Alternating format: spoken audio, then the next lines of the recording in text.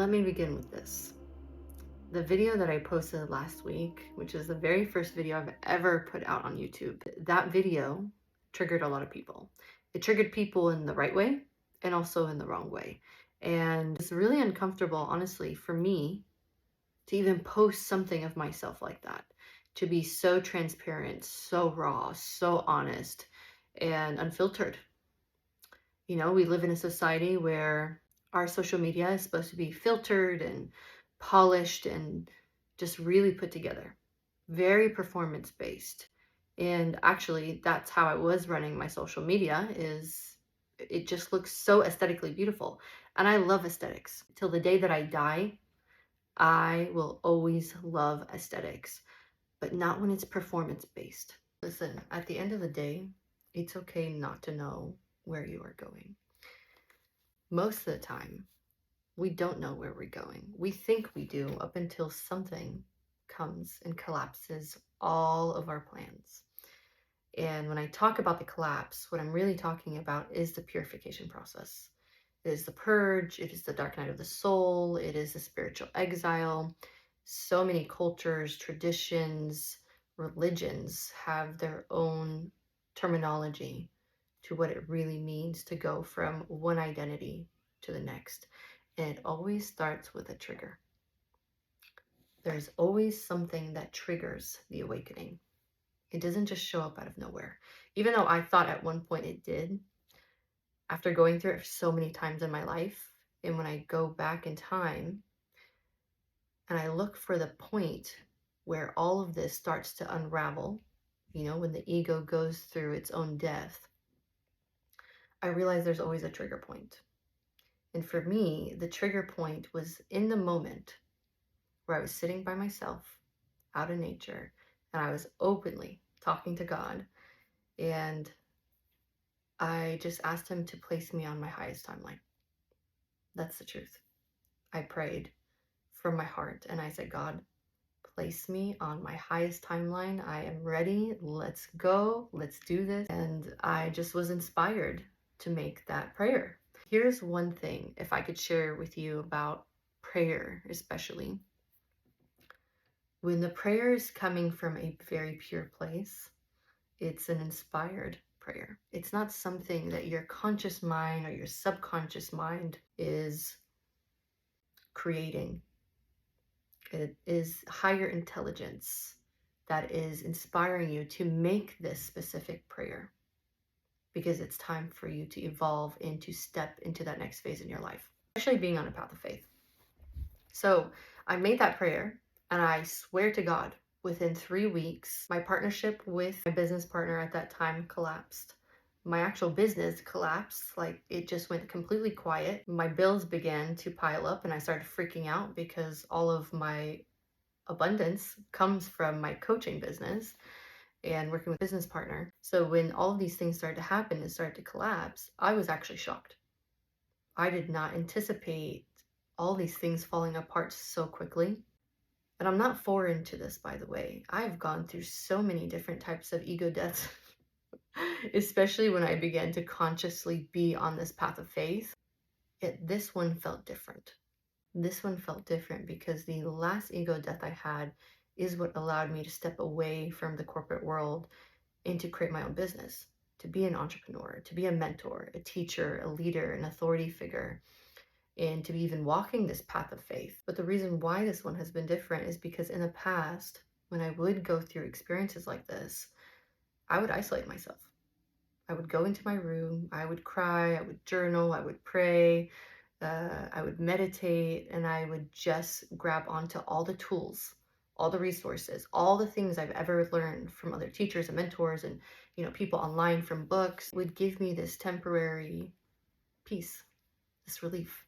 But it didn't last very long because I was missing a really big piece when it came to true alchemy and transformation. And it was being fully honest with where I was, not putting on masks, not trying to perform and pretend like I am something that I am not. To actually allow people to pour into me the way I've poured into others, especially my own family and friends, was extremely uncomfortable for me. That is not something I even anticipated or thought it was going to be part of the plan. What I've learned through this journey, especially as I'm still in the purge, like I'm still in the purification process, I haven't fully emerged, but there's so much I'm learning this time around that I want to be able to share with the purpose and intention to help somebody else on the other side. Because people spend so much time talking about creating their dream life, connecting with this future identity, constantly coming from a place of lack and survival and doing, thinking that that's what's going to allow them to find this peace that they're looking for. But take it from me, that's just another loop. And that's what the spiritual community has turned into. Self-development has turned into more of a business than actually a sovereign place for us to be honest and raw, unfiltered with one another. And I've gotten caught up with that community before too. I want to say in my mid-20s, that's where I spent most of my time constantly manifesting, scripting, meditating, doing all these things, thinking that it was going to bring me what I really wanted, but it didn't. All it did was keep me in this constant loop of constant highs, highs, and lows, and eventually your nervous system is actually fried. There's a reason. There is such divine orchestration behind the purification process, especially when you are guided to pray for something. In order for you to actually be walking in this prayer, there is a specific version of you who is not just walking the walk and talking the talk, but is so connected to their truest essence. And it's not through constant creation or doing or healing, it's through remembering. It is really the death of the, I would say, the false self before actually unifying with the divine self. Sometimes when you are going through the darkness, it really feels like you're being punished. Like, I know this from experience. It really feels like you are being punished because it's not just a spiritual experience. It is so much deeper. There is a mental, there is a physical, there is an emotional, and there's also the spiritual. And so during this process, I did things a little differently. In the past, I used to really go straight into prayer or go straight into meditation or go straight into reading books or doing like heavy research, because this would give me some sort of stability as everything is breaking and there's so much chaos happening. But this time around, I was guided to do an audit on my thoughts, on my beliefs, on how my energy was feeling, even the way I was viewing the divine, even how I was talking to God. Especially from like the mental aspect, there was so much heaviness in my head in the constant overthinking. It's like I couldn't even get out of the loop of overthinking of the worst case scenarios that could happen. And then old memories were starting to surface from when I was literally a child to being a teenager to being, in my 20s coming on this path, and then now in my 30s. And I started questioning everything. My energy was extremely sensitive, like super tender. It's almost like when I went out into the world, everything, I can feel it, I could sense it, I could taste it. It's extremely overwhelming to my nervous system. And sometimes when you're in the purge, your fear and anxiety and worry and the deep sadness, which is more kind of like grief that feels so soul deep, it all starts to surface. You feel this disconnection from source and feeling like, God, this is not what I asked for. What is happening? Why are you quiet? You almost feel like betrayed or neglected or abandoned almost. And so I was going through this process, witnessing everything, recognizing the only thing that really truly allowed me to lean into this process was the breathing. It was literally stopping, taking a breath, letting go, coming back to the present moment, and reminding myself of the divine within and all around me. It was really remembering God in these moments, and not just in these moments.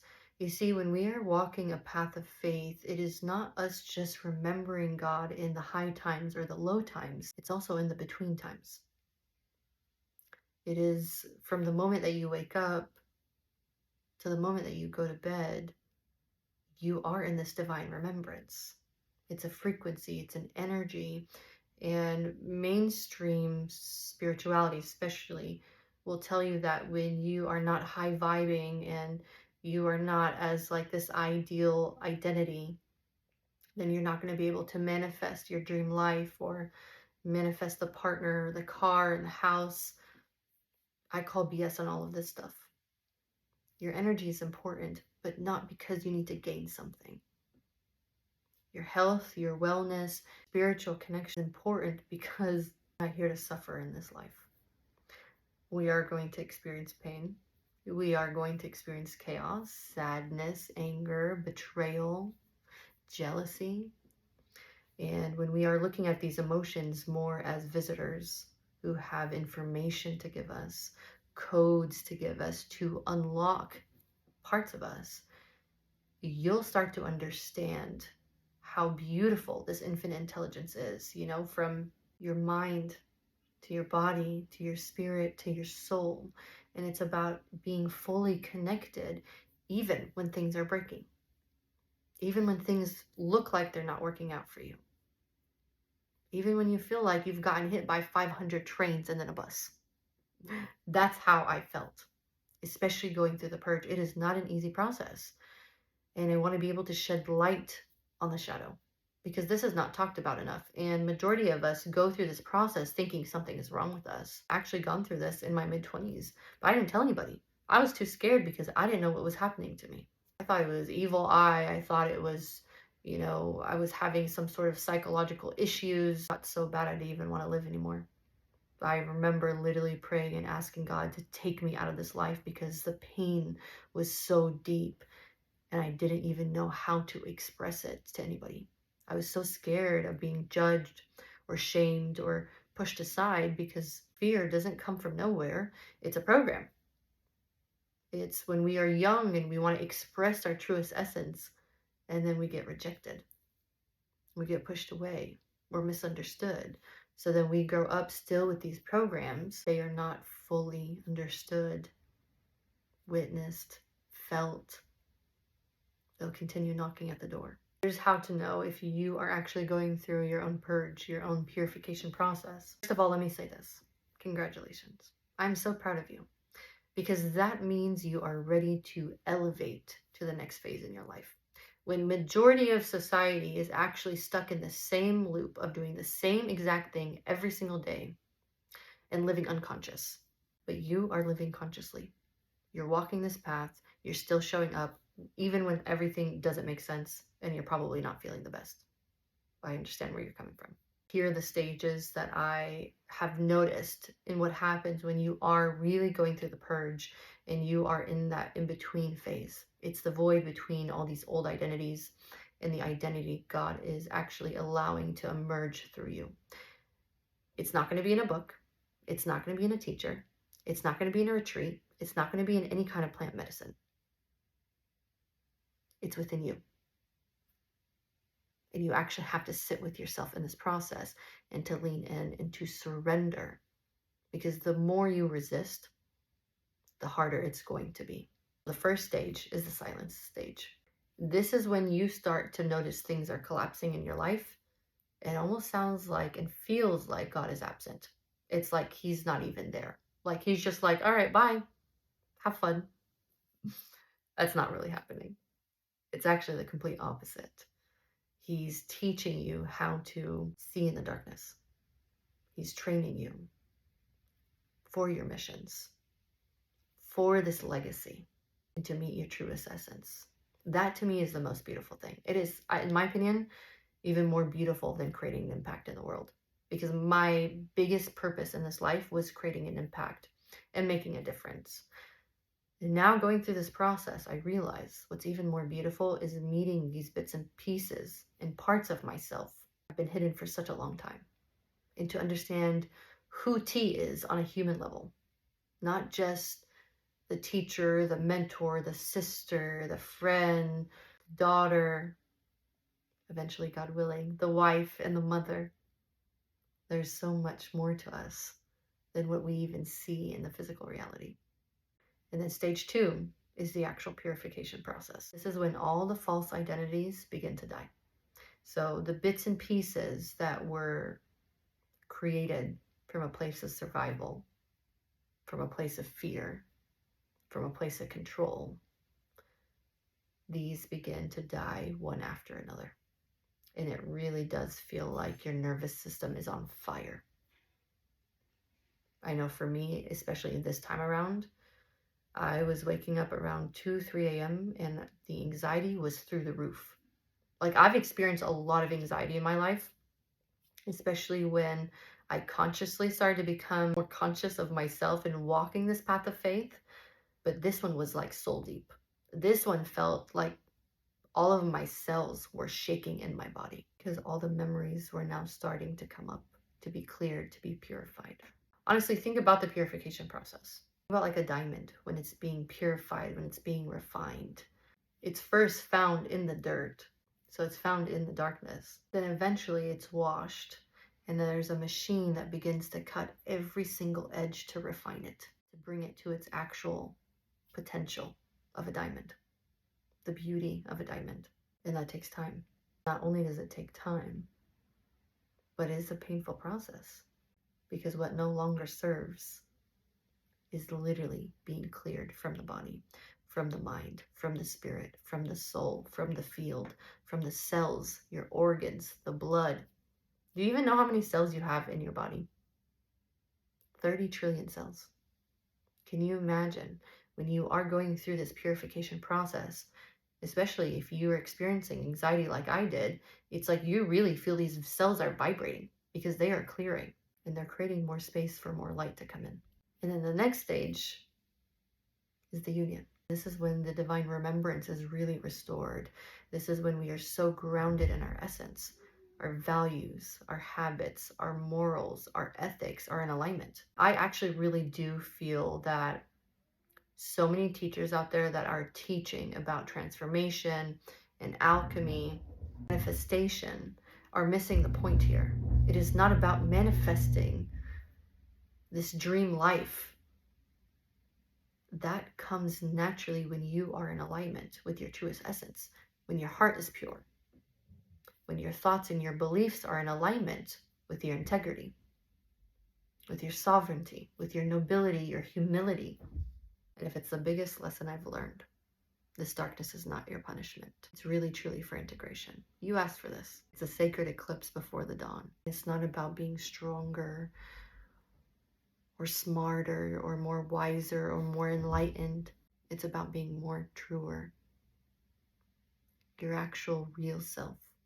The one that was created before the programs, the limitations, the traumas. It's the one that's in the present moment, not working so hard to be creating something that's way out in the future. The one that's spending most of their time regretting what they've done in the past. Lean into this season.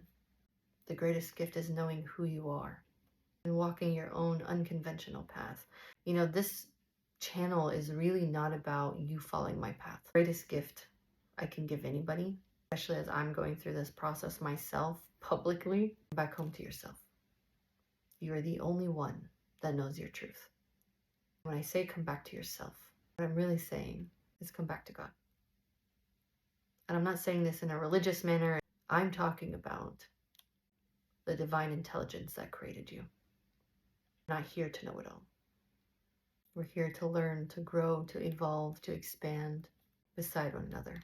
Because you and I alone can't make a difference in the world. We do come together and we share our different gifts. And we are authentic, we are real, we are honest. We can really begin to live the way we were always meant to live. That's all I got for you today.